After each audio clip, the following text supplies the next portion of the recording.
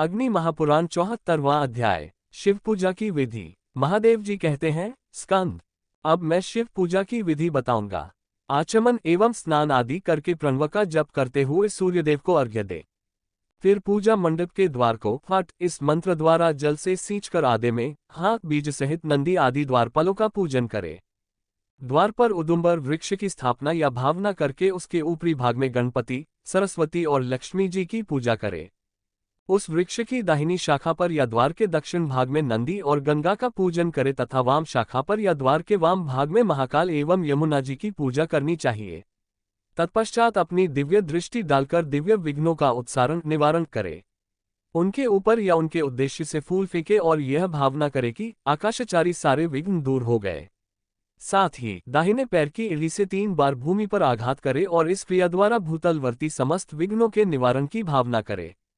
तत्पश्चात यज्ञमंडप की देहली को लांघे, वाम शाखा का आश्रय लेकर भीतर प्रवेश करे।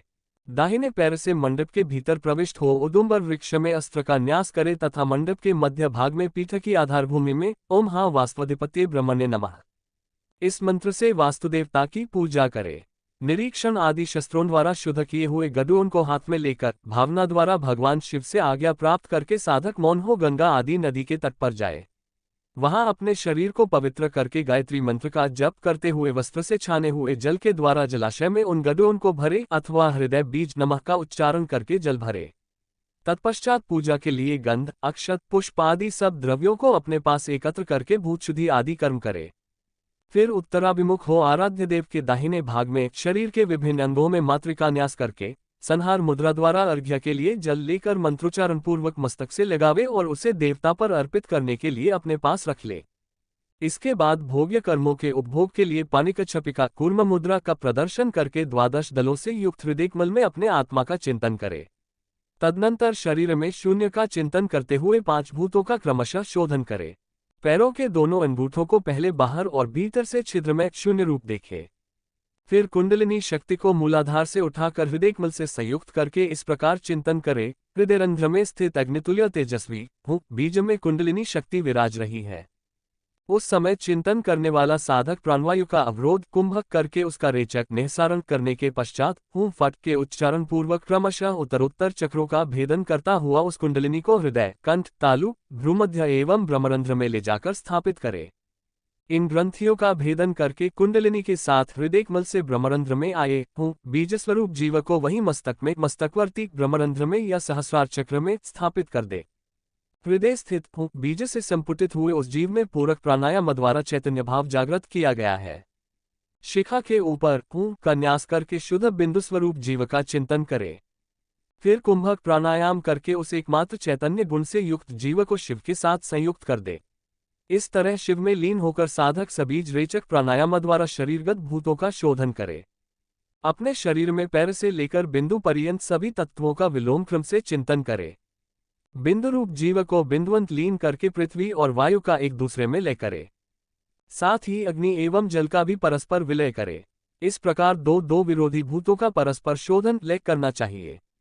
आकाश का किसी से विरोध नहीं है। इस भूत शुद्धि का विशेष विवरण सुनो। भूमंडल का स्वरूप चतुष्कोण है। उसका रंग सुवर्ण के समान पीला है।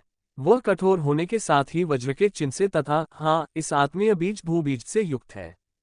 उसमें निवृत्ति नामक कला है। शरीर में पैर से लेकर घुटने तक भूमंडल की स्थिति है। इसी तरह पैर से लेकर मस्तक पर्यंत क्रमशः 5 भूतों का चिंतन करना चाहिए। इस प्रकार 5 गुणों से युक्त वायुभूत भूमंडल का चिंतन करे। जल का स्वरूप अर्धचंद्राकार है। वह द्रव स्वरूप है, चंद्रमंडलमय है। उसकी कांति या वर्ण उज्ज्वल है। वह 2 कमलों से चिन्हित है। इस बीज से युक्त है। प्रतिष्ठा नामक कला के स्वरूप को प्राप्त है। वह वामदेव तथा तत्पुरुष मंत्रों से संयुक्त जल तत्व 4 गुणों से युक्त है। उसे इस प्रकार घुटने से नाभि तक जल का चिंतन करते हुए उस जल तत्व का वह स्वरूप में लीन करके शोधन करे। अग्निमंडल त्रिकोणाकार है। उसका वर्ण लाल है। नाभ से हृदय तक उसकी स्थिति है। वह स्वस्तिक के चिन्ह से युक्त है। उसमें हूँ बीज अंकित है।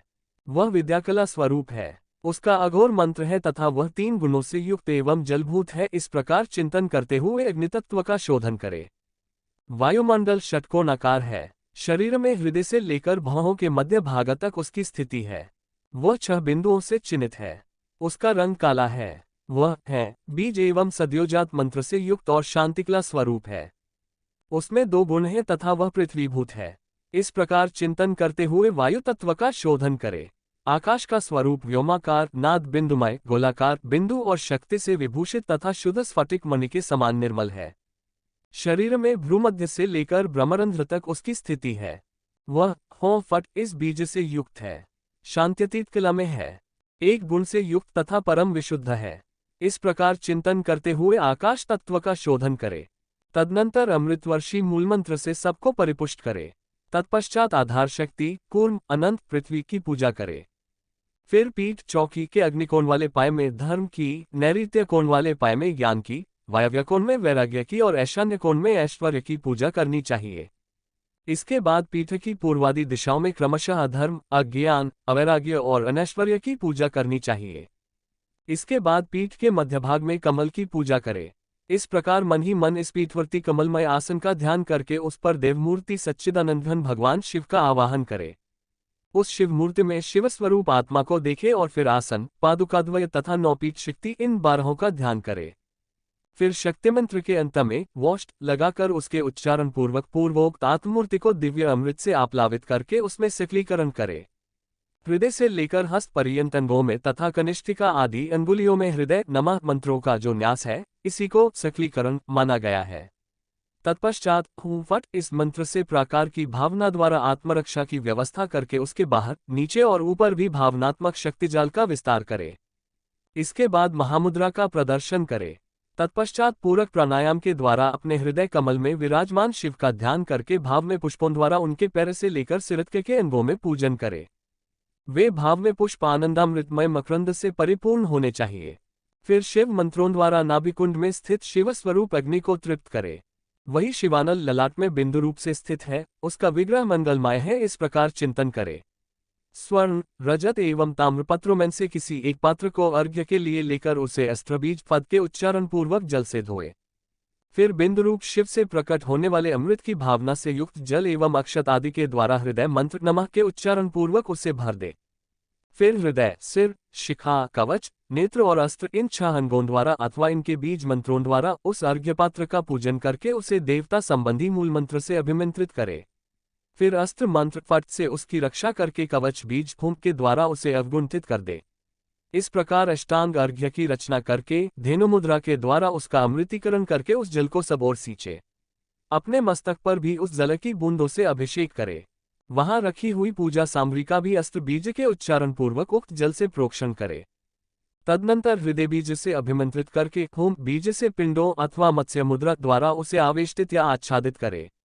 इसके बाद अमृता धेनु मुद्रा के लिए धेनु मुद्रा का प्रदर्शन करके अपने आसन पर पुष्प अर्पित करे अथवा देवता के निज आसन पर पुष्प चढ़ावे। तत्पश्चात पूजक अपने मस्तक में तिलक लगाकर मूलमंत्र के द्वारा आराध्य देव को पुष्प अर्पित करे। स्नान, देव पूजन, होम, भोजन, यज्ञानुष्ठान, योग, साधन तथा आवश्यक जप के समय धीरबुद्धि साधक को सदा मौन रहना चाहिए। प्रणव का नाद पर्यंत उच्चारण करके मंत्र का शोधन करे। फिर उत्तम संस्कार युक्त देव पूजा आरंभ करे। मूल गायत्री अथवा रुद्र गायत्री से अर्घ्य पूजन करके रखे और वह सामान्य अर्घ्य देवता को अर्पित करे। ब्रह्मपंचक, पंचगव्य और कुशोदक से बना हुआ ब्रह्मकूर्च तैयार करके पूजित शिवलिंग से पुष्प निर्माल्य ले ईशान कोण की ओर चंडाय नमः कहकर चंड को समर्पित करे। तत्पश्चात उक्त ब्रह्मपंचक से पिंडिका, पिंडी या अर्घा और शिवलिंग को नहलाकर फट का उच्चारण करके उन्हें जल से नहलाए। फिर नमो नमः के उच्चारण पूर्वक पूर्वोक्त अर्घ्य पात्र के जल से उस लिंग का अभिषेक करे। ये लिंग शोधन का प्रकार बताया गया है। आत्मा, शरीर और मन द्रव्य पूजन सामग्री मंत्र तथा लिंग की शुद्धि हो जाने पर सब देवताओं का पूजन करे। वायव्य कोण में ओम हा गणपत्ये नमः कहकर गणेश जी की पूजा करे और ईशान कोण में ओम हा गुरुभ्यो नमः कहकर गुरु, परम गुरु, परात्पर गुरु तथा परमेष्ठी गुरु गुरुपंक्ति की पूजा करे। तत्पश्चात कूर्मरूपी शिला पर स्थित ऐटकुर सदृश आधार शक्ति का तथा ब्रह्मशिला पर आरूढ़ शिव के आसनभूत अनंतदेव का ओम हा अनंतासनाय नमः मंत्र द्वारा पूजन करे। शिव के सिंहासन के रूप में जो मंच या चौकी है, उसके 4 पाए हैं, जो विचित्र सिंह की सी आकृति से सुशोभित होते हैं। वे सिंह मंडलाकार में स्थित रहकर अपने आगे वाले के पृष्ठभाग को ही देखते हैं तथा सत्ययुग, त्रेता, द्वापर और कलियुग इन 4 युगों के प्रतीक हैं। तत्पश्चात भगवान शिव की आसन पादुका की पूजा करे। तदनंतर धर्म, ज्ञान, वैराग्य और ऐश्वर्य की पूजा करे। वे अग्नि आदि चारों कोणों में स्थित हैं। उनके वर्ण क्रमशः कपूर, कुमकुम, सुवर्ण और काजल के समान हैं। इनका चारों पायों पर क्रमशः पूजन करे। इसके बाद ओम हा अधश्छदनाय नमोधा, ओम हा ऊर्ध्वच्छदनाय नमोर्ध्व, ओम हा पद्मासनाय नमः ऐसा कहकर आसन पर विराजमान अष्टदल कमल के नीचे ऊपर के दलों की, संपूर्ण कमल की तथा ओम हा कर्णिकाय नमः के द्वारा कर्णिका के मध्य भाग की पूजा करे। उस कमल के पूर्व आदि 8 दलों में तथा मध्य भाग में 9 पीठ शक्तियों की पूजा करनी चाहिए। वे शक्तियां चवर लेकर खड़ी हैं। उनके हाथ वरद एवं अभय की मुद्राओं से सुशोभित हैं। उनके नाम इस प्रकार हैं: वामा, ज्येष्ठा, रौद्री, काली, कल्विकारिणी, बलविकारिणी, बलप्रमथिनी, सर्वभूतद्मनि तथा मनोन्मनि। इन सबका क्रमशः पूजन करना चाहिए। वामा आदि 8 शक्तियों का कमल के पूर्व आदि 8 दलों में तथा नवी मनोन्मनि का कमल के केसर भाग में क्रमशः पूजन किया जाता है। यथा ओम हा वामाय नमः इत्यादि। तदनंतर पृथ्वी आदि 8 मूर्तियों एवं विशुद्ध विद्यादेह का चिंतन एवं पूजन करे। यथा पूर्व में ओम सूर्यमूर्तिये नमः, अग्निकोण में ओम चंद्रमूर्तिये नमः, दक्षिण में ओम पृथ्वीमूर्तिये नमः, नैऋत्य कोण में ओम जलमूर्तिये नमः, पश्चिम में ओम वह्निमूर्तिये नमः, वायव्य कोण में ओम वायुमूर्तिये नमः, उत्तर में ओम आकाशमूर्तिये नमः और ईशान कोण में ओम यजमानमूर्तिये नमः। तत्पश्चात शुद्ध विद्या की और तत्वव्यापक आसन की पूजा करनी चाहिए। उस सिंहासन पर कर्पूर गौर, सर्वव्यापी एवं 5 मुखों से सुशोभित भगवान महादेव को प्रतिष्ठित करे। उनके 10 भुजाएं हैं। वे अपने मस्तक पर अर्धचंद्र धारण करते हैं। उनके दाहिने हाथों में शक्ति, वृष्टि, शूल, खश्वांग और वरद मुद्रा है तथा अपने बाएं हाथों में वे डमरू, बिजौरा, नीबुक, सर्प, अक्षसूत्र और नीलक कमल धारण करते हैं। आसन के मध्य में विराजमान भगवान शिव की वह दिव्य मूर्ति 32 लक्षणों से संपन्न है। ऐसा चिंतन करके स्वयं प्रकाश शिव का स्मरण करते हुए ओम हा शिव मूर्ति नमः कहकर उसे नमस्कार करे। ब्रह्मा आदि कारणों के त्यागपूर्वक मंत्र को शिव में प्रतिष्ठित करे। फिर यह चिंतन करे कि ललाट के मध्य भाग में विराजमान तथा तारापति चंद्रमा के समान प्रकाशमान बिंदुरूप परमशिव हृदयादि 6 अंगों से संयुक्त हो पुष्पांजलि में उतर आए हैं। ऐसा ध्यान करके उन्हें प्रत्यक्ष पूजनीय मूर्ति में स्थापित कर दे। इसके बाद ओम हा हो शिवाय नमः यह मंत्र बोलकर मन ही मन आवाहनी मुद्रा द्वारा मूर्ति में भगवान शिव का आवाहन करे। फिर स्थापनी मुद्रा द्वारा वहां उनकी स्थापना और सनिधापिनी मुद्रा द्वारा भगवान शिव को समीप में विराजमान करके सनिरोधनी मुद्रा द्वारा उन्हें उस मूर्ति में अवरुद्ध करे। तत्पश्चात निष्ठुराय, कालकल्याय, कालकांत्याय अथवा कालकांताय फट का उच्चारण करके खड्ग मुद्रा से भय दिखाते हुए विघ्नों को मार भगावे। इसके बाद लिंग मुद्रा का प्रदर्शन करके नमस्कार करे। इसके बाद नमः बोलकर अवगुंठन करे। आवाहन का अर्थ है सादर सम्मुखीकरण, इष्टदेव को अपने सामने उपस्थित करना। देवता को अर्चा विग्रह में बिठाना ही उसकी स्थापना है। प्रभो, मैं आपका हम ऐसा कहकर भगवान से निकटतम संबंध स्थापित करना ही सन्निधान या सन्निधापन कहलाता है। जब तक पूजन संबंधी कर्मकांड चालू रहे तब तक की समीपता को अक्षुण्ण रखना ही निरोध है और अभक्तों के समक्ष जो शिव तत्व का अप्रकाशन या संगोपन किया जाता है उसी का नाम अवगुंठन है। तदनंतर सकलीकरण करके हृदयाय नमः, शिर से स्वाहा, शिखाय वष्ट, कवचाय होम, नेत्राभ्या वष्ट, अस्त्राय फट इन 6 मंत्रों द्वारा हृदयादि अंगों की अंगी के साथ एकता स्थापित करे। यही अमृतीकरण है। चैतन्य शक्ति भगवान शंकर का हृदय है। 8 प्रकार का ऐश्वर्य उनका सिर है। वशित्व उनकी शिखा है तथा अभेद्य तेज भगवान महेश्वर का कवच है। उनका दुसह प्रताप ही समस्त विघ्नों का निवारण करने वाला अस्त्र है। हृदय आदि को पूर्व में रखकर क्रमशः नमः, स्वधा, स्वाहा और वष्ट का क्रमशः उच्चारण करके पाद्य आदि निवेदन करे। पाद्य को आराध्य देव के युगल चरणारविंदों में, आचमन को मुखारविंद में तथा अर्घ्य, दूर्वा, पुष्प और अक्षत को इष्टदेव के मस्तक पर चढ़ाना चाहिए। इस प्रकार 10 संस्कारों से परमेश्वर शिव का संस्कार करके गंध पुष्प आदि 5 उपचारों से विधिपूर्वक उनकी पूजा करे। पहले जल से देव विग्रह का अभ्युक्षण अभिषेक करके राय, लोन आदि से उपटन और मार्जन करना चाहिए। तत्पश्चात अर्घ्य जल की बूंदों और पुष्प आदि से अभिषेक करके गड्ढुओं में रखे हुए जल के द्वारा धीरे धीरे को नहलावे।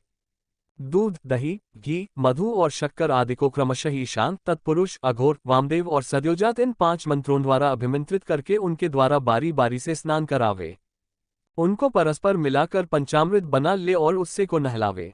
इससे भोग और मोक्ष की प्राप्ति होती है। पूर्वोक्त दूध दही आदि में जल और धूप मिलाकर उन सब के द्वारा इष्ट देवता संबंधी मूल मंत्र के उच्चारण पूर्वक भगवान शिव को स्नान करावे।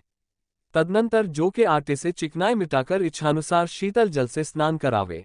अपनी शक्ति के अनुसार चंदन केसर आदि से युक्त जल द्वारा स्नान कराकर शुद्ध वस्त्र से इष्टदेव के श्री विग्रह को अच्छी तरह पोंछे। उसके बाद अर्घ्य निवेदन करे। देवता के ऊपर हाथ न घुमावे।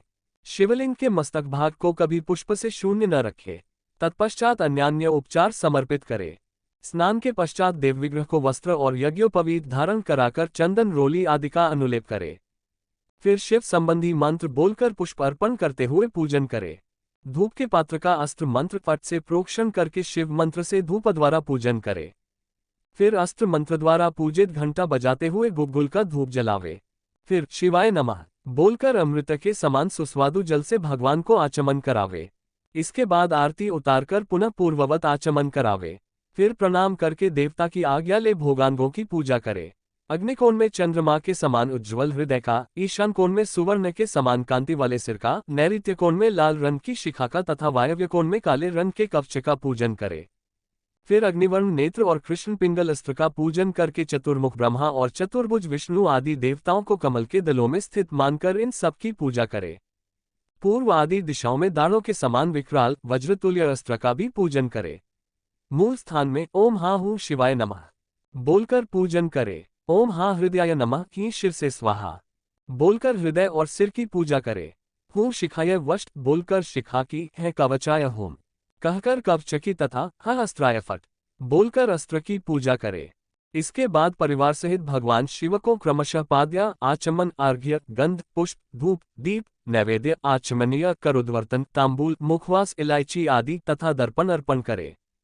तदनंतर देवाधिदेव के मस्तक पर दूर्वा अक्षत और पवित्रक चढ़ाकर हृदय नमः से अभिमंत्रित मूलमंत्र का 108 बार जप करे। तत्पश्चात कवच से आवेष्टित एवं अस्त्र के द्वारा सुरक्षित अक्षत पुष्प तथा उद्भव नामक मुद्रा से भगवान शिव से इस प्रकार प्रार्थना करे। प्रभो, गुह्य से भी अति गुह्य वस्तु की आप रक्षा करने वाले हैं। आप मेरे किए हुए इस जप को ग्रहण करें, जिससे आपके रहते हुए आपकी कृपा से मुझे सिद्धि प्राप्त हो।